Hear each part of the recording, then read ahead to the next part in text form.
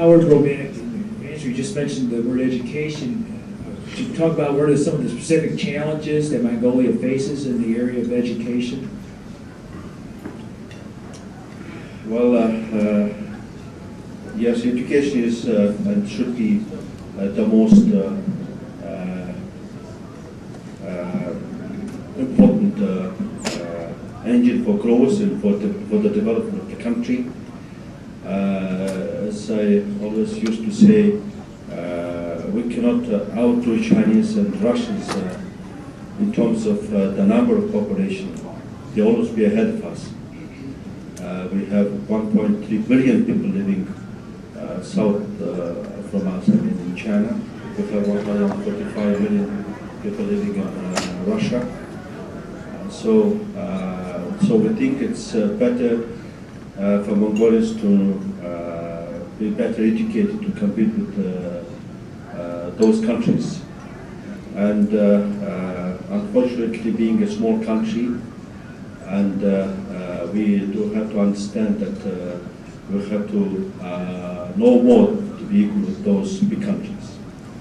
For example, a Mongolian kid, when he is born, he speaks Mongolian. He naturally develops the ability to speak Mongolian language. Whereas a kid born here in the United States of America, he naturally learns English language. And it's not necessary for him or for her to study Mongolian language, maybe to go to Mongolia. Be quite enough with his or her own English language to go there and presume that there are people who speak English. So Mongols have to learn besides their own language, a language of other neighbors like Russia, China, and the United States of America, English language, to be equal with them, to be partners with them, to work together with them.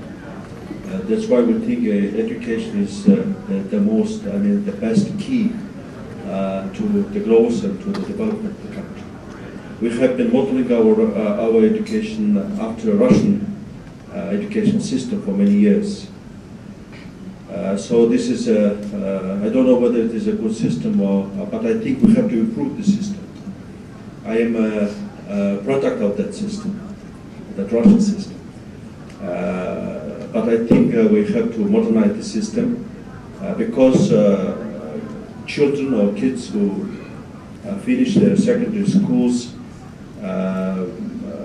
they apply to be good students of famous universities, for example, in the United States of America or in Europe.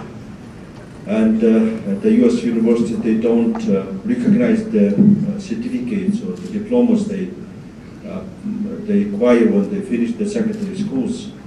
So for a kid to be a student here, he or she must go through one more or two more so-called foundation years to be a student. So we have to first of all introduce the system and develop it according to internationally recognized standards, so that kids who study there can apply and get access to the universities here. So we think there should be a very well-thought education system introduced, and we are trying to do our best to spend as much money as possible for the development of our education. In fact, we have a law saying that it is required that no less than 20% of the budget should be spent on education. So in all these difficult years of transition, for the last 15 or 17 years, we had a law saying that 20% of the budget should go to education. That was the commitment the Mongolian government and the people of Mongolia were taking to develop education.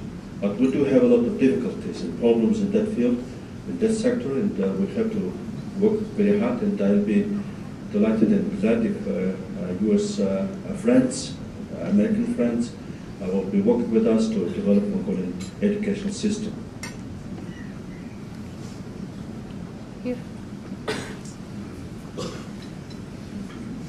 Your Excellency, my name is Dr. Anthony Pierges. I'm physician in private practice and formerly professor at Northwestern in the medical school. In 2001, I was in Mongolia. After September 11, I went fly fishing since I was not able to fly. I was to fly to Chicago, I went fly fishing to Mongolia. And from fly fishing trip, I came back with appointment as a doctor to the Mongolian Alpine Olympic team. I came back with many friendship with professors of medicine as well as businessmen and wonderful people in Mongolia. I met them in Torino during Winter Olympic Games, and I have to tell you that Mongolian people are most wonderful, most peaceful, and your country is most peaceful country I ever met. I was talking with some Mongolian delegation members last night, picking them up from the airport, about telemedicine, the importance of using most advanced medical technology to provide medical care to tribesmen distant location of the steppe. And we want to do every effort here. We will put our brains together to suggest high technology solution which can be used in Mongolia to provide medical care to very rural areas. And let me reassure you that our love to Mongolia is very deep, well-rooted, and based on fantastic friendship with Mongolian people. Well, thank you. Well, I think, well, I would like to comment your words. Thank you for, first of all, for being a friend of Mongolia, and I understood that you have many friends.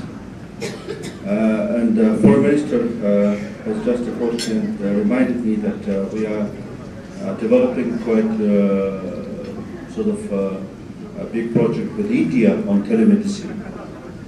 So I think it's a good thing, and we have to work on this, given the distances between the cities and local centers in Mongolia. But I would like again to add to what I have said earlier to answer the question about education. We have just during this visit met with Professor Negroponte, and we have decided to work together with him and his team and his organization. And he has launched a project which is called One Laptop for One Child. And we have signed an agreement and MOU, and we are going to develop that project, and eventually I hope that every school child will be able to get a laptop designed and developed by Professor Negroponte and his team, and that will also assist in a very significant way the development of education, and that will contribute very well, very much to the capacity building of Mongolian children. They are attending schools.